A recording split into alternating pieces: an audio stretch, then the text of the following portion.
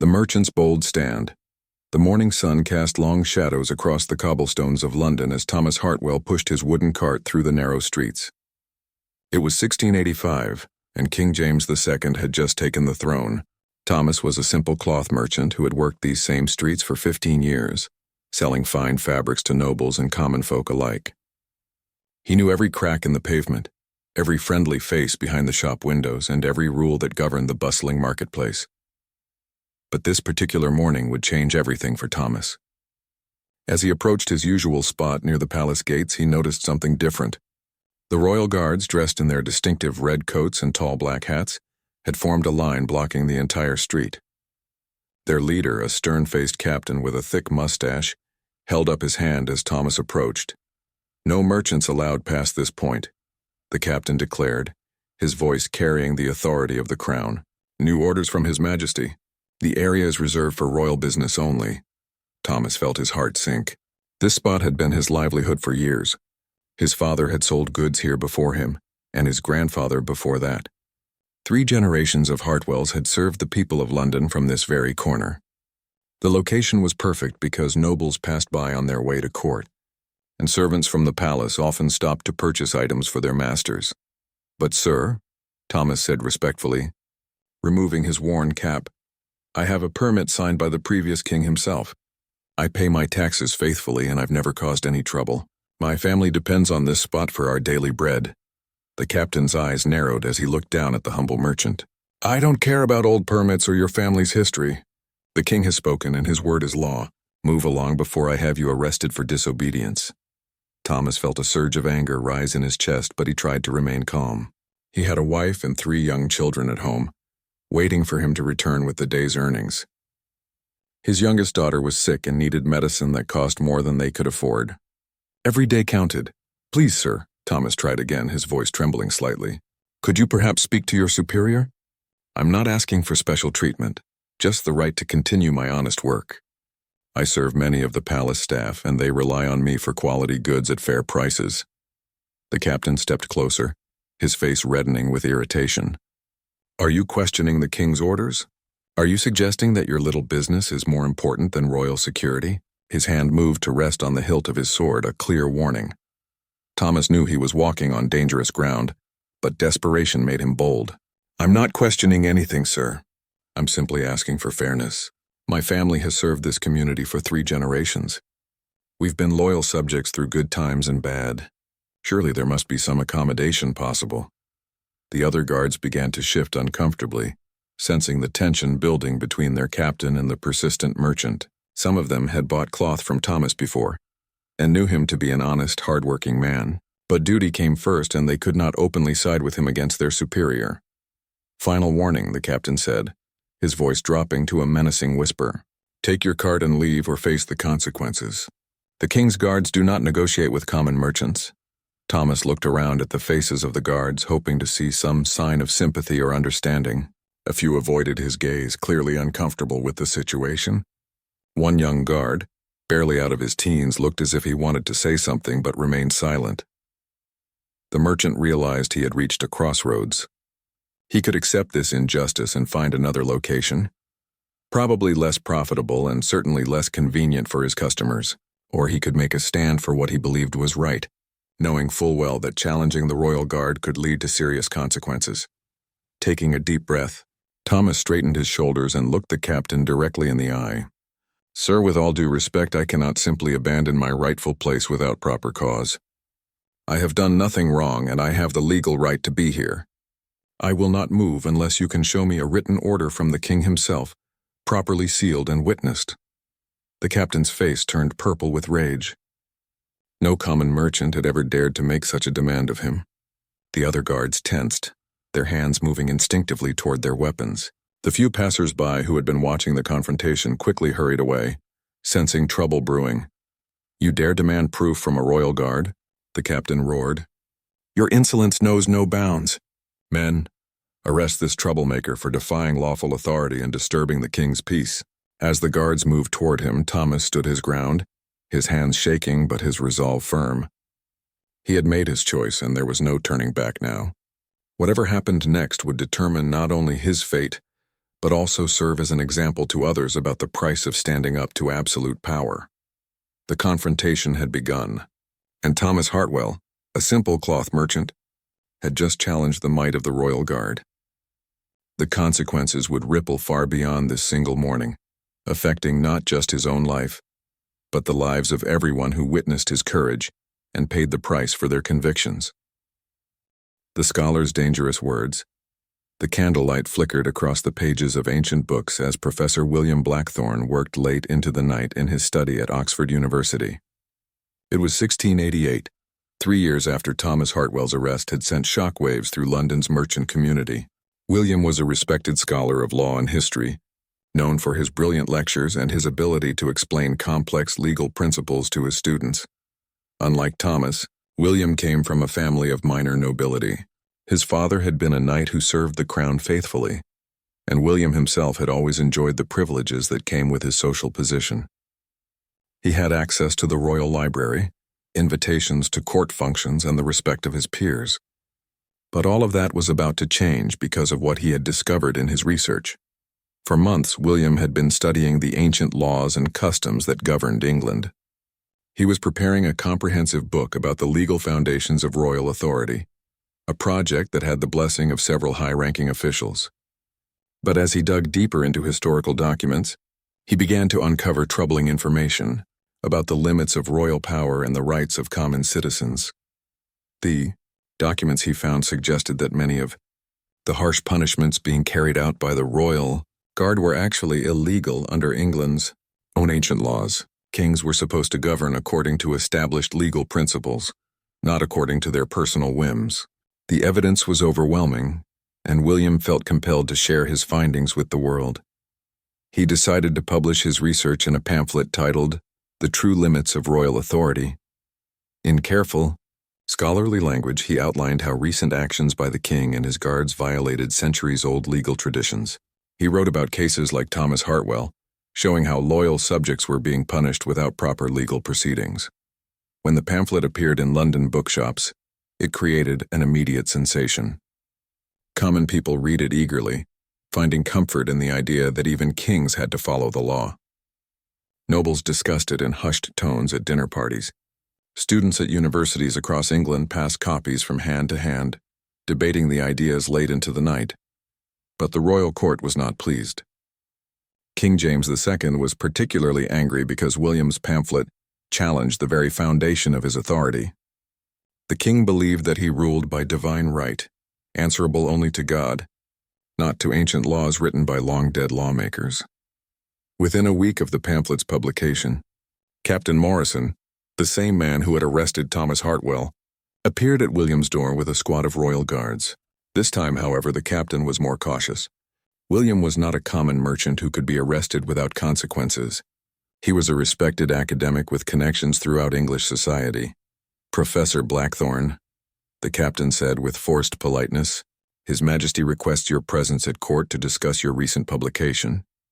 William had been expecting this visit. He had prepared for it by hiding copies of all his research and by informing trusted friends about what he had discovered. Captain Morrison, I assume this is not merely a social invitation. Am I under arrest? Not at this time, sir. But His Majesty is very interested in your theories about royal authority. He would like to hear your explanations in person. William knew this was a trap, but he also knew he had little choice. Refusing to go would only make things worse. Very well, Captain. But I trust this meeting will be conducted according to proper legal procedures. The captain's jaw tightened. Even now, this professor was challenging him with legal technicalities. His Majesty will conduct the meeting as he sees fit, Professor. The journey to the palace gave William time to think about his situation. He had always believed that knowledge and truth would protect him, but now he realized that challenging those in power was dangerous, regardless of how noble one's intentions might be. Still, he felt he had done the right thing by exposing injustices. At the palace, William was led to a grand chamber where King James II waited, surrounded by advisors and guards. The king was the imposing figure, tall and stern-faced, with eyes that seemed to look right through anyone who dared to meet his gaze. He held a copy of William's pamphlet in his hands. Professor Blackthorne, the king said, his voice echoing in the large room. You have written some very interesting ideas about the nature of royal authority. Perhaps you could explain to me why you believe a king should be bound by laws written centuries ago by men who are now dust. William took a deep breath, knowing that his next words could determine his fate. Your Majesty, I believe that law provides stability and justice for all people, including kings. When rulers follow established legal principles, they earn the respect and loyalty of their subjects. When they ignore these principles, they create chaos and rebellion. The king's advisors shifted nervously. No one spoke to the king this way, especially not about rebellion. But William continued, his voice growing stronger with conviction. The ancient laws of England are not chains meant to bind your Majesty, but rather foundations meant to support your reign. A king who follows the law is stronger than one who ignores it, because his subjects know what to expect and can trust in justice. King James II stood up slowly, his face darkening with anger. And what of divine right, Professor? Do you deny that kings receive their authority directly from God? I believe that God works through human institutions, Your Majesty, including the law. Perhaps God gave us legal traditions as a way to ensure justice and prevent tyranny. The word tyranny hung in the air like a sword. Everyone in the room knew that William had just crossed a line that could not be uncrossed. He had essentially accused the king of being a tyrant, even though he had used careful diplomatic language. Captain Morrison stepped forward, his hand on his sword. Your Majesty, shall I arrest this traitor for sedition? The king studied William's face for a long moment, perhaps trying to decide whether this scholar was worth making into a martyr. Finally, he spoke in a voice that was deadly quiet. Professor Blackthorne, you will cease publication of any materials questioning royal authority. You will surrender all copies of your research to Captain Morrison, and you will publicly retract the statements made in your pamphlet. If you refuse, you will face charges of treason. William felt his heart pounding, but he had come too far to back down now. His research had revealed important truths that people needed to know. Your Majesty, I cannot in good conscience retract statements that I believe to be true and important for the welfare of England. The die was cast. William Blackthorne, respected professor and scholar, had just defied the King of England in front of witnesses. Like Thomas Hartwell before him, he had chosen principle over safety, truth over survival. The consequences would be swift and severe. The servant's secret. Loyalty Mary Fitzgerald had worked in the royal kitchens for 12 years, starting as a young girl of 14 and working her way up to become one of the trusted senior cooks. She was known for her exceptional skill with pastries and her ability to manage the complex meals required for state dinners. Most importantly, she had never given anyone reason to doubt her loyalty to the crown. But Mary carried a secret that could cost her life. She was the daughter of Irish Catholics who had fled to England during religious persecution. While she attended the required Protestant services and kept her mouth shut about politics, her heart remained with her family's faith, and with the growing number of people who opposed King James II's increasingly harsh rule.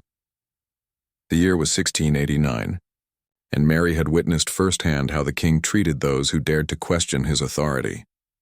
She had served meals to Thomas Hartwell during his imprisonment in the Tower of London, watching as the once proud merchant grew thin and pale from months of harsh treatment.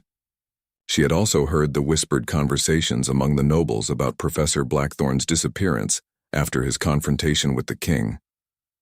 These experiences had changed Mary from a quiet, obedient servant into someone who felt compelled to act.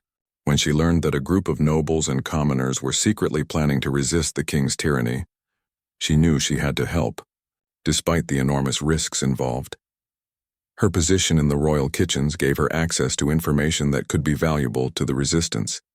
She overheard conversations between guards about troop movements, learned which nobles remained loyal to the king and which were secretly wavering, and discovered details about the king's daily routines and security arrangements.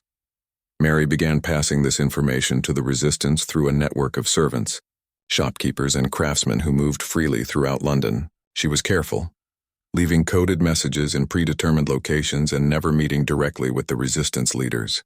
For months her activities went unnoticed, but Mary's downfall came from an unexpected source. One of her fellow kitchen workers, a young woman named Sarah who desperately wanted to advance her position, had been watching Mary carefully. Sarah noticed that Mary often seemed to know things she shouldn't know, and that she sometimes lingered near doorways when important conversations were taking place. hoping to gain favor with her superiors. Sarah reported her suspicions to the head cook, who in turn informed Captain Morrison.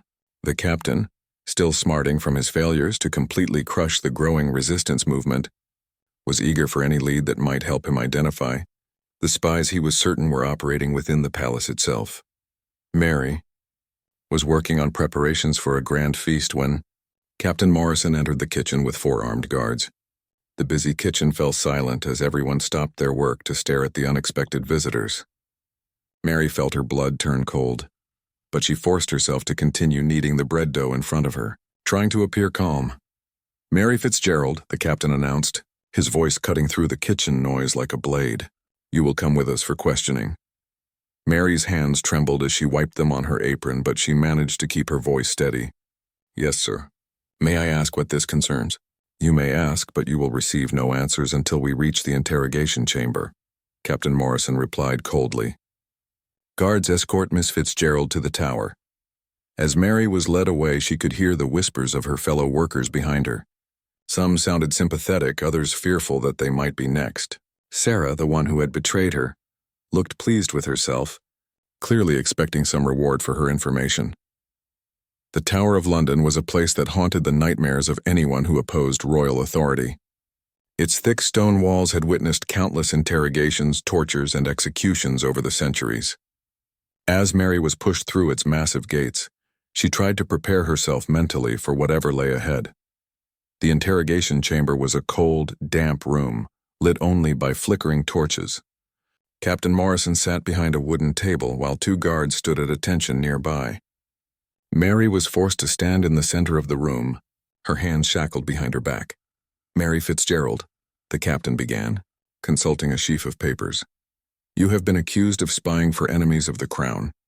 The evidence suggests that you have been passing sensitive information to rebels and traitors who seek to undermine His Majesty's rightful authority." Mary lifted her chin defiantly, drawing strength from thinking about Thomas Hartwell's courage and Professor Blackthorne's principled stand. "I am a loyal servant of England, Captain Morrison. I have done nothing but serve faithfully in the royal kitchens for 12 years. Loyalty?" The captain sneered. "Your loyalty is to papist rebels and foreign conspirators. We know you have been listening to private conversations and carrying messages for the resistance. Confess now and your punishment might be lessened."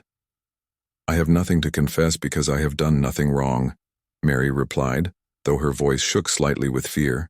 "If you have evidence against me, present it. Otherwise, release me so I can return to my duties." Captain Morrison's face reddened with anger. He was not accustomed to defiance from servants, especially not from young women who should have been terrified into submission by now. He signaled to one of the guards, who stepped forward with a set of iron instruments designed to extract confessions through pain. "Perhaps some time with these tools will refresh your memory," the captain said menacingly. "Many traitors find that pain helps them remember details they had forgotten."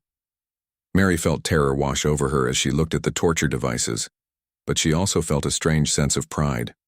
She was following in the footsteps of brave people like Thomas and Professor Blackthorne, people who had chosen to face punishment rather than betray their principles. "Captain Morrison," she said, her voice growing stronger despite her fear, "you may torture my body, but you cannot torture the truth out of existence. The people of England deserve better than a king who rules through fear and brutality. They deserve justice, fairness, and respect for the law." The captain was stunned. A mere kitchen servant was lecturing him about justice and law, using almost the same words that Professor Blackthorne had used before his disappearance. This was not the cowering confession he had expected. "You speak like one of those seditious pamphlets," he said suspiciously. "Where did you learn such treasonous ideas? Who has been filling your head with rebellion?" Mary realized that her words had revealed more than she intended, but it was too late to take them back. "I learned these ideas from watching how you and your guards treat innocent people, Captain. I learned them from seeing merchants arrested for trying to earn an honest living, and scholars punished for seeking truth. You have been my teacher in the evils of tyranny." The captain stood up abruptly, his chair scraping against the stone floor. Never before had anyone spoken to him with such bold defiance, especially not a servant girl who should have been begging for mercy.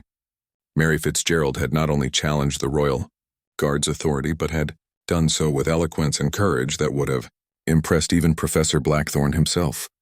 "You have sealed your own fate with your insolent words," he declared. "Guards, prepare the instruments. This rebel will learn the price of defying the crown." As the guards moved closer, Mary closed her eyes and thought of her family, of Thomas Hartwell's bravery, and of all the people who were counting on the resistance to succeed. She had made her choice, and whatever happened next, she would face it with dignity. The young guard's crisis of conscience. Lieutenant James Winchester had dreamed of serving in the Royal Guard since he was a boy, watching the magnificent soldiers march through his village. At 23, he had achieved that dream, wearing the proud red uniform and carrying the weapons that marked him as one of the king's chosen protectors. For 2 years, he had served faithfully, believing he was defending justice and order. But everything changed the day he was ordered to arrest Mary Fitzgerald. James had been one of the guards present during her interrogation, and what he witnessed there shattered his faith in everything he had once held sacred. Watching Captain Morrison torture a young woman who had committed no crime except speaking the truth made James realize that he had been serving not justice, but tyranny. The breaking point came when James was assigned to guard Thomas Hartwell in the Tower of London. The merchant had been imprisoned for nearly a year, and his health had deteriorated terribly. Once a robust man with bright eyes and quick smile, Thomas had become gaunt and hollow-eyed, his spirit seemingly broken by months of harsh treatment. During the long hours of guard duty, James found himself talking with Thomas, initially out of boredom but gradually out of genuine curiosity about the man's story. Thomas told him about his family, his years of honest work, and his simple desire to continue the trade that had sustained 3 generations of Hartwells. "I never wanted to be a hero or a rebel," Thomas said one evening, his voice weak but his eyes still holding a spark of defiance. "I just wanted to sell cloth and provide for my children. But when someone tries to take away your livelihood without cause, what choice do you have except to stand up for what's right?" James found himself nodding in agreement, then catching himself with alarm. Guards were not supposed to sympathize with prisoners, especially not prisoners accused of defying royal authority. But Thomas's words made perfect sense, and James could not shake the feeling that the real criminals were the ones wearing uniforms like his own. The young lieutenant's crisis deepened when he learned what had happened to Professor Blackthorne. The official story was that the professor had died of fever while under house arrest, but James had heard whispered rumors among the guards that told a different tale. Some said Blackthorne had been secretly executed, others that he had been driven mad by psychological torture. Whatever the truth, it was clear that a brilliant man had been destroyed for the crime of seeking knowledge. As for Mary Fitzgerald, she had been sentenced to public execution as an example to other potential rebels. James had been ordered to be part of the guard detail that would oversee her death.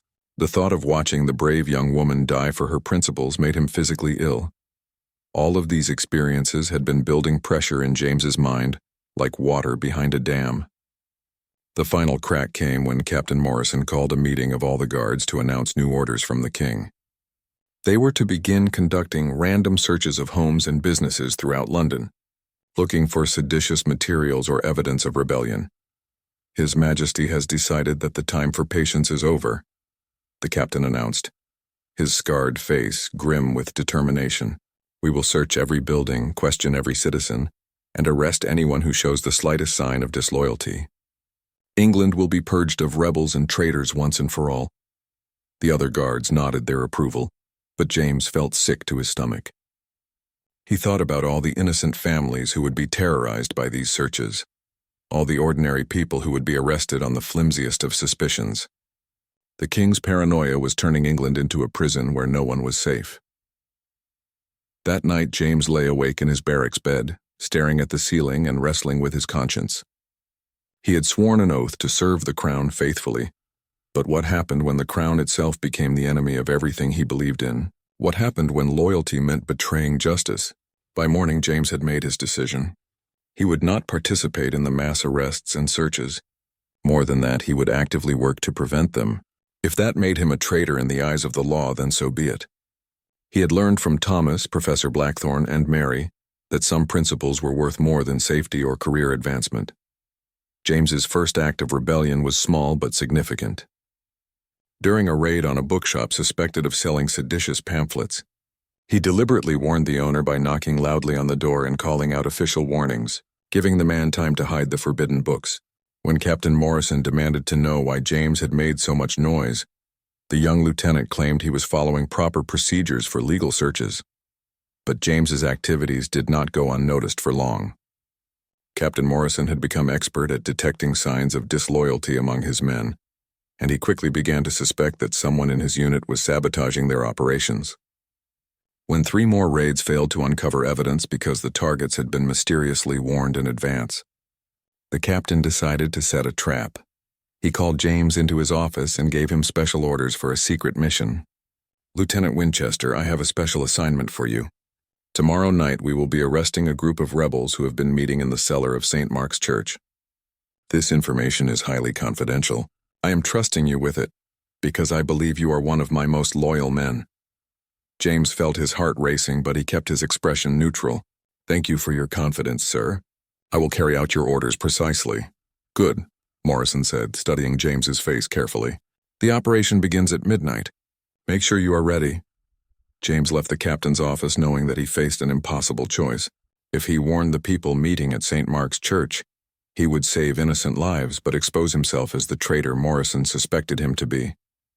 If he participated in the arrest, he would be directly responsible for sending good people to torture and death. That evening, James made his way through the dark streets of London toward St. Mark's Church. He knew that Captain Morrison might be watching him, might even be following him to confirm his suspicions. But James had passed the point where personal safety mattered more than doing what was right. At the church, he found a small group of people gathered in the basement. They were not dangerous revolutionaries or foreign spies, but ordinary English citizens discussing how to peacefully petition the king for better treatment of prisoners and reform of harsh laws. Among them were shopkeepers, craftsmen, a few minor nobles, and even some clergy members. "I am Lieutenant James Winchester of the Royal Guard," he announced, causing the group to freeze in terror. "And I am here to warn you that this place will be raided at midnight. You must leave immediately and never meet here again." The people stared at him in shock, unable to believe that a royal guard was helping them escape. An elderly priest stepped forward, his face full of confusion and hope. "Lieutenant, why are you doing this? Surely you know this will mean your own destruction if you are discovered." James thought of Thomas Hartwell's quiet courage, Professor Blackthorn's principled stand, and Mary Fitzgerald's defiant dignity in the face of torture. "Because I have learned that there are things more important than following orders," he said simply. "Sometimes true loyalty means standing up to those who abuse their power." As the group quickly dispersed into the night, James remained behind to face whatever consequences awaited him. He had crossed the line from enforcer to rebel, from guard to guardian of justice. Captain Morrison would soon discover his betrayal, and James would join the ranks of those who had paid the ultimate price for challenging royal authority. But for the first time in months, Lieutenant James Winchester felt truly proud of wearing his uniform. He had finally remembered what it was supposed to represent. The doctor's dangerous compassion doctor, Eleanor Whitmore had taken a sacred oath to heal the sick and ease suffering, regardless of who her patients might be or what circumstances brought them to her door. As one of the few female physicians in London, she had fought hard to earn respect in a profession dominated by men. Her skill with both surgery and medicines had made her reputation among the wealthy nobles who could afford private medical care, but Dr. Whitmore's true calling revealed itself when she began secretly treating people who could not afford medical attention. She had established a hidden clinic in the basement of her townhouse, where she provided free care to servants, laborers, and others who lived on the margins of society. It was dangerous work, as many of her secret patients were people who had fallen under suspicion of the Royal Guard. The year 1689 had brought Dr. Whitmore face to face with the growing brutality of King James II's reign. She had treated merchants who had been beaten by guards for minor infractions, servants who had been tortured for suspected disloyalty, and ordinary citizens who had suffered injuries during the increasingly frequent raids on their homes and businesses. Her most challenging case came when Lieutenant James Winchester appeared at her door late one night, carrying the unconscious form of Mary Fitzgerald. The young woman had survived her interrogation, but barely. She had been beaten, burned, and subjected to tortures that had left her body broken and her spirit hanging by a thread. "Doctor," James whispered urgently, "I know this is dangerous for you, but she will die without immediate medical attention. The prison physicians refuse to treat her properly because Captain Morrison has ordered them to let her suffer. Eleanor took one look at Mary's injuries and immediately brought her into the hidden clinic. She worked through the night, cleaning wounds, setting broken bones, and administering medicines to fight infection. James remained to help, revealing how he had used his position as a guard to smuggle Mary out of the tower during a shift change. "Why are you risking everything to help her?" Eleanor asked as they worked together to save Mary's life. James was quiet for a moment, then spoke with deep conviction. "Because I have seen what happens when good people stay silent, while evil is done in their name." Thomas Hartwell, Professor Blackthorne, Mary herself, they all chose to stand up for what was right. I cannot do less. Over the following weeks, Eleanor found herself treating more and more victims of royal persecution. Thomas Hartwell was brought to her clinic when he collapsed in his cell from malnutrition and disease. Several members of the secret resistance arrived with injuries from beatings they had received during interrogations. Each case deepened Eleanor's resolve to continue her dangerous work. But Eleanor's activities could not remain secret forever. The Royal Guard had begun investigating how certain prisoners were recovering from injuries that should have left them permanently disabled or dead. Captain Morrison suspected that someone was providing professional medical care to rebels and traitors, care that they did not deserve and had not been authorized to receive. The captain's investigation led him to examine the medical records of several prominent physicians in London. Most doctors kept careful records of their wealthy patients but provided little documentation for charity cases. However, Eleanor's record showed an unusual number of patients listed only as anonymous charity cases, with injuries consistent with those inflicted during interrogations. Morrison decided to set another trap. He arranged for one of his own men, disguised as an injured rebel, to approach Dr. Whitmore seeking treatment. The man claimed to have been beaten during a raid and begged for help, saying he had no money but had heard that Eleanor sometimes treated people for free.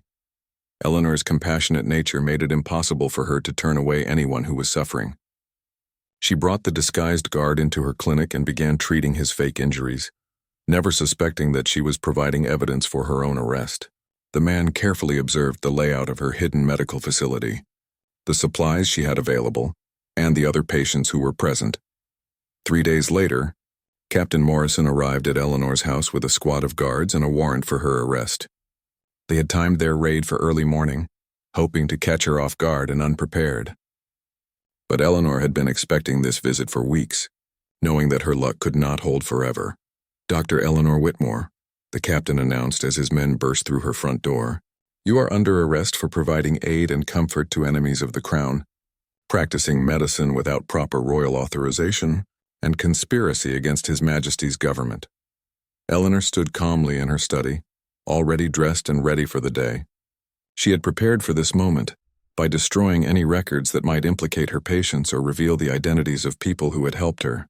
"Captain Morrison, I assume you have evidence to support these charges."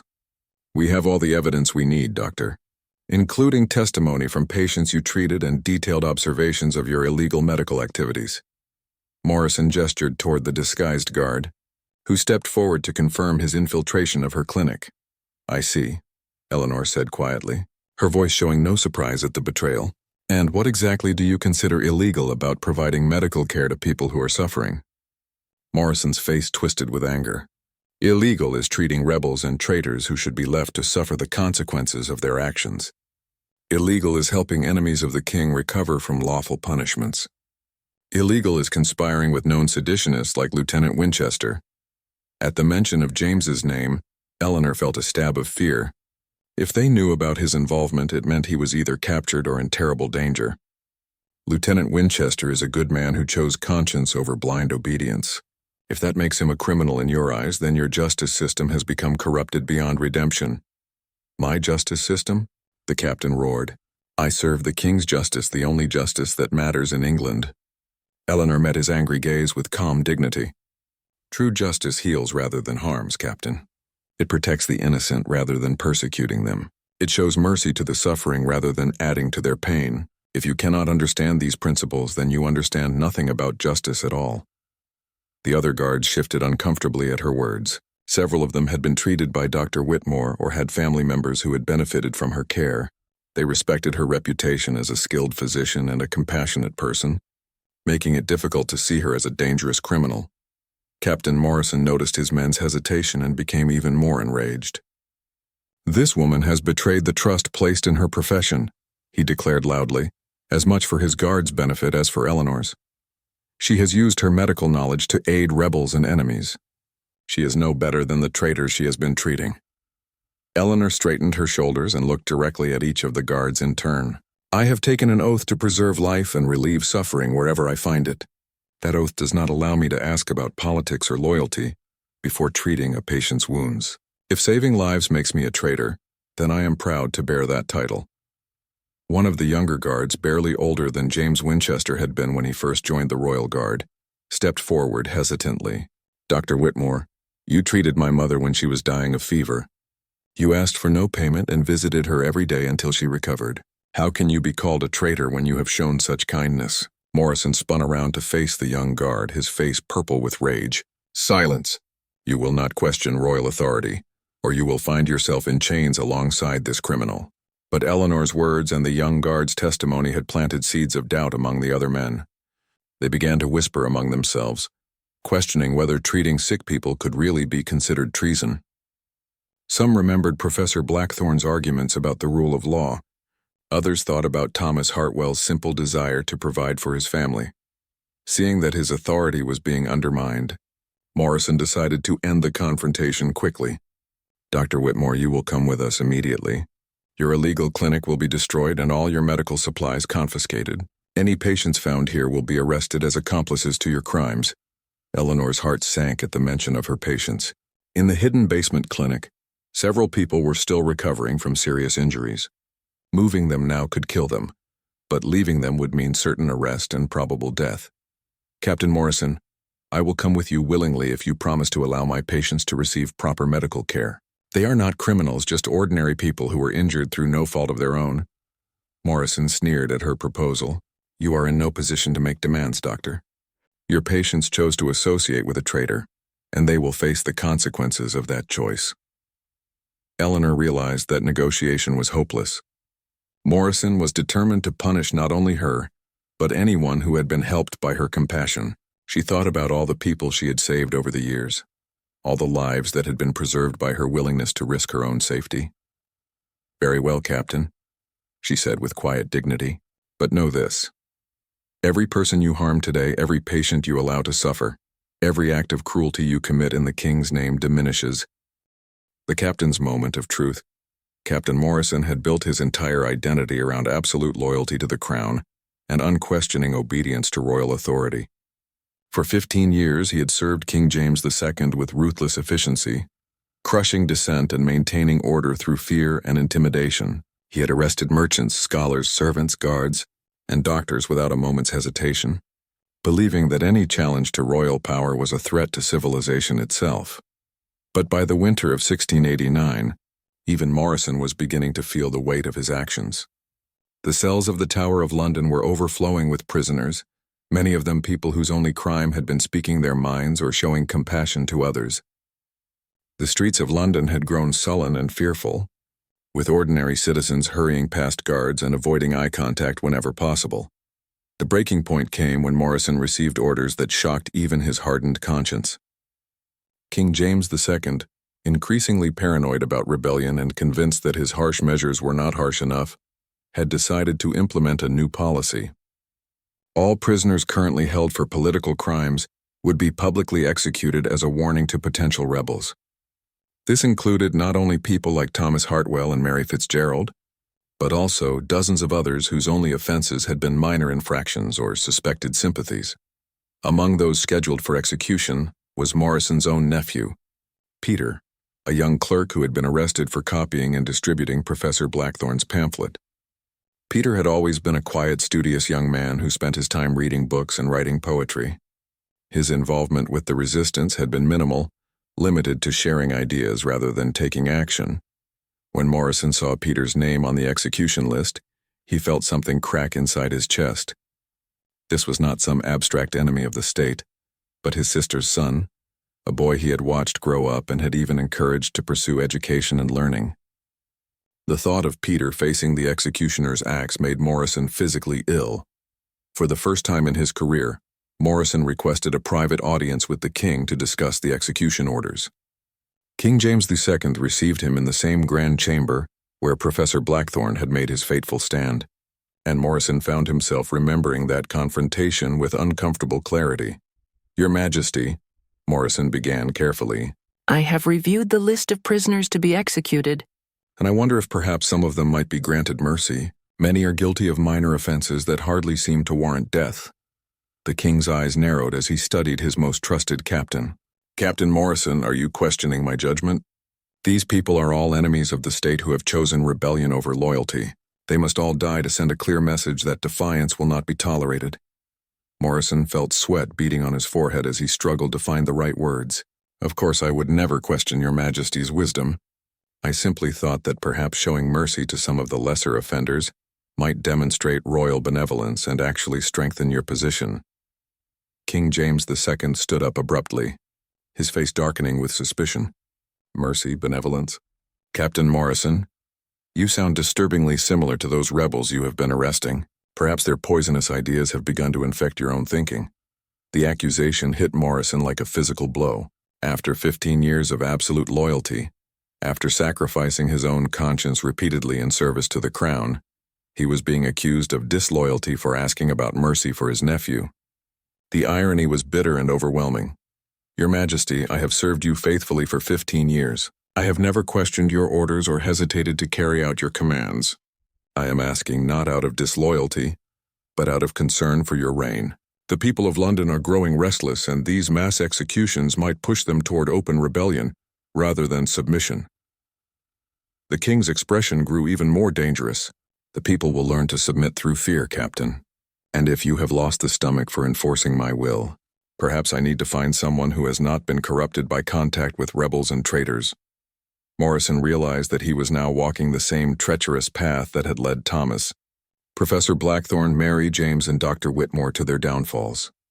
The king was essentially accusing him of treason for showing the slightest sign of independent thought. The man he had served so faithfully was now viewing him as a potential enemy. "Your Majesty," Morrison said, his voice growing stronger despite his fear, "I have arrested these people, interrogated them, and learned their stories. Many of them are not dangerous revolutionaries, but ordinary citizens who were pushed to desperation by harsh policies.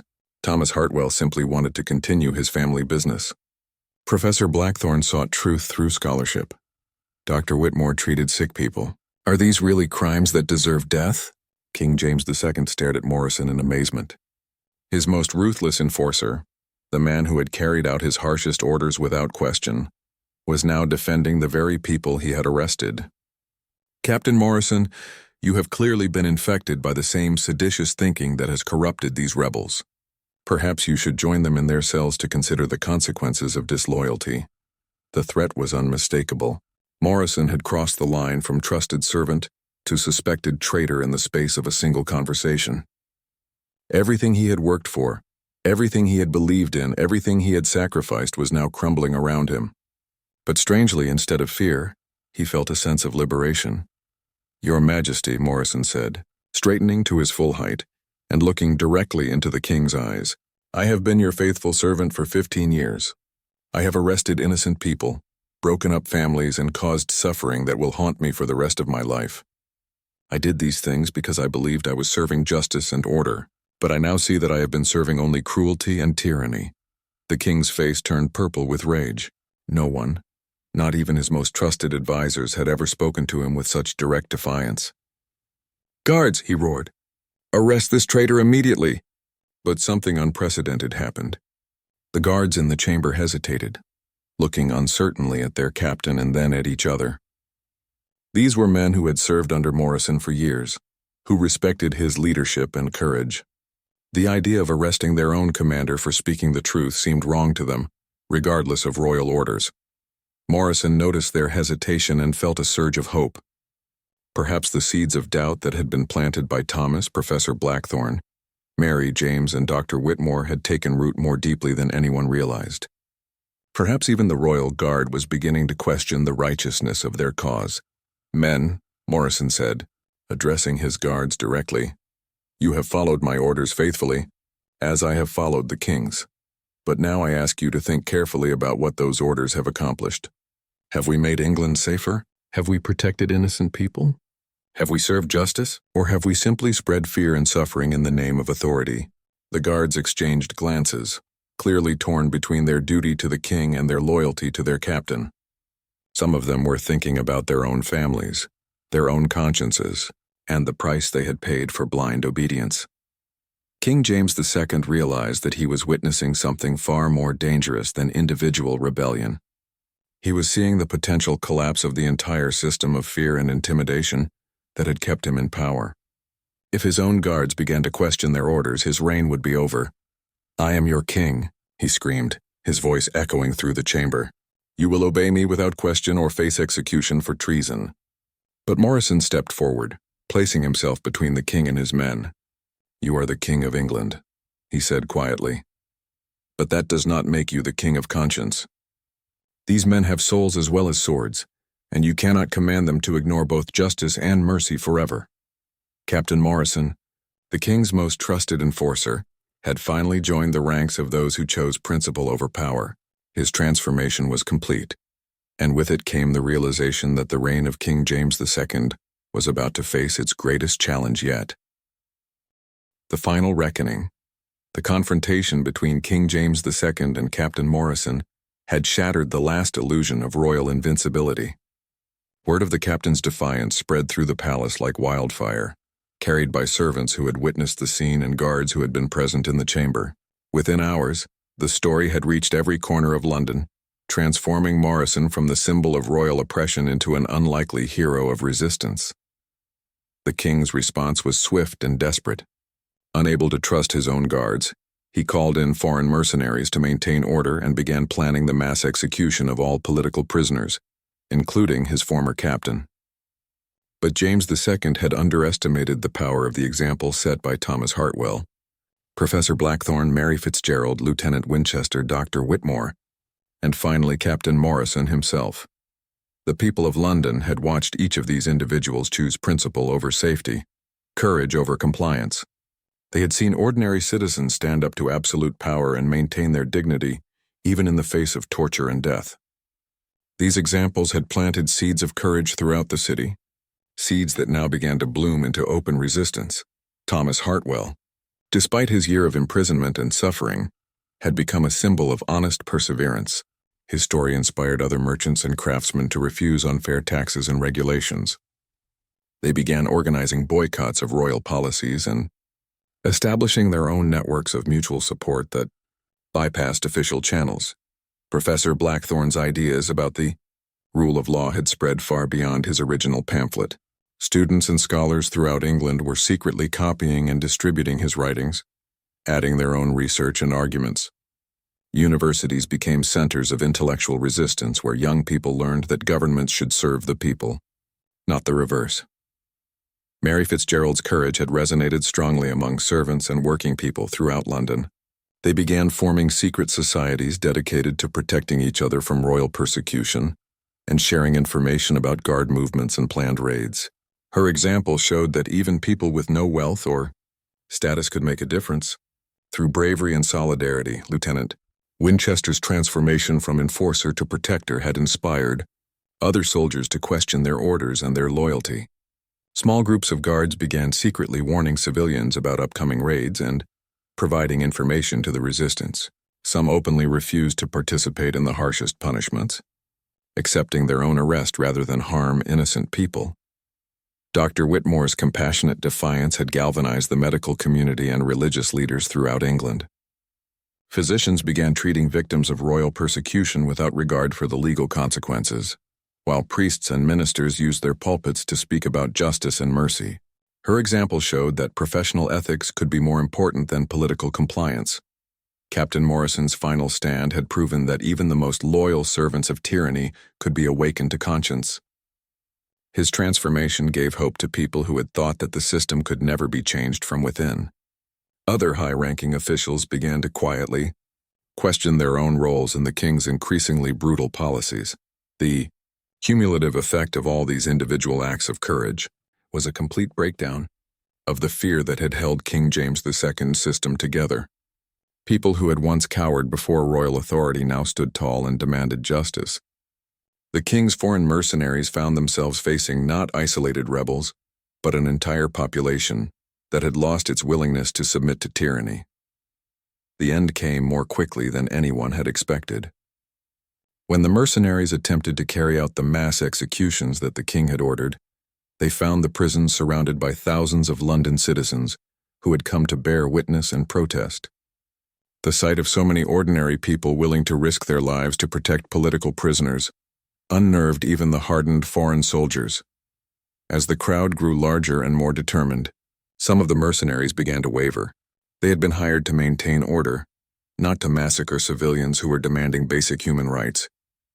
When several units refused to fire on the protesters, the king's last source of reliable force evaporated.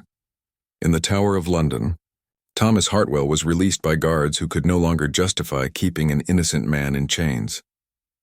He emerged weak but unbroken, immediately joining the crowd of protesters and sharing his story with anyone who would listen. His simple dignity and quiet strength reminded people that ordinary citizens could possess extraordinary courage. Mary Fitzgerald, still recovering from her injuries but determined to see justice done, helped coordinate the peaceful protests that eventually surrounded all of London's prisons and government buildings.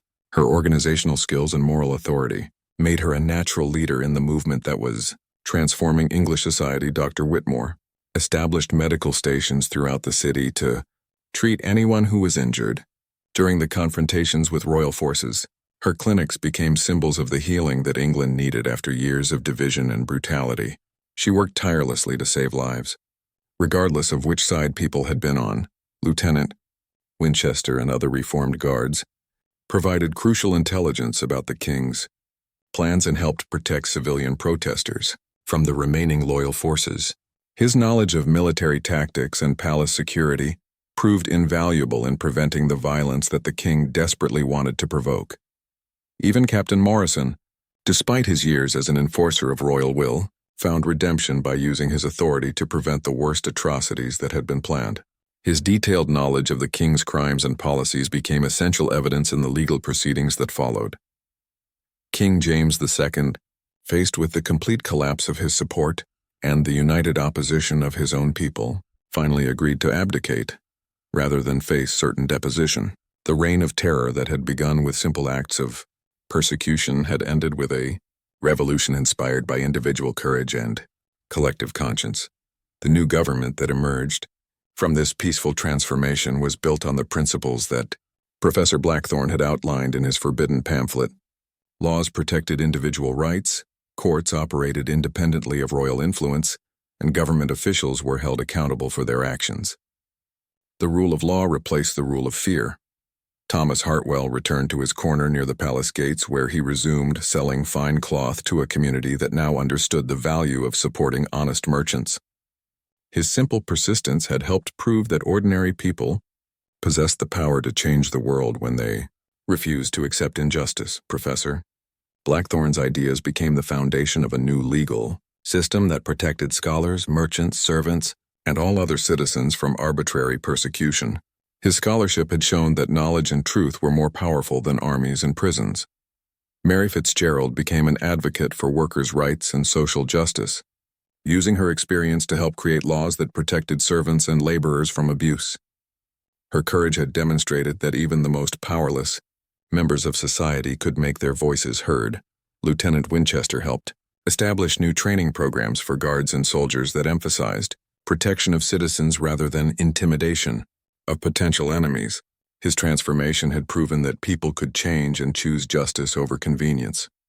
Dr. Whitmore continued her medical practice, but now she could treat anyone who needed care without fear of persecution. Her compassion had shown that professional ethics and human decency could triumph over political pressure. The story of these 6 individuals and their challenge to royal authority became a lasting reminder that freedom and justice depend not on the actions of great leaders but on the courage of ordinary people who choose to do what is right, regardless of the personal cost. Their legacy lived on in a society that had learned to value conscience over compliance, principle over power, and human dignity over absolute authority. England had discovered that when people stand together for justice, no tyranny can survive, and no individual act of courage is ever truly small or meaningless. The merchants, scholars, servants, guards, doctors, and even former enforcers who had challenged the royal guard had won something far more valuable than their own freedom. They had won the right for future generations to live without fear, to speak truth to power, and to know that justice, though sometimes delayed, would ultimately prevail.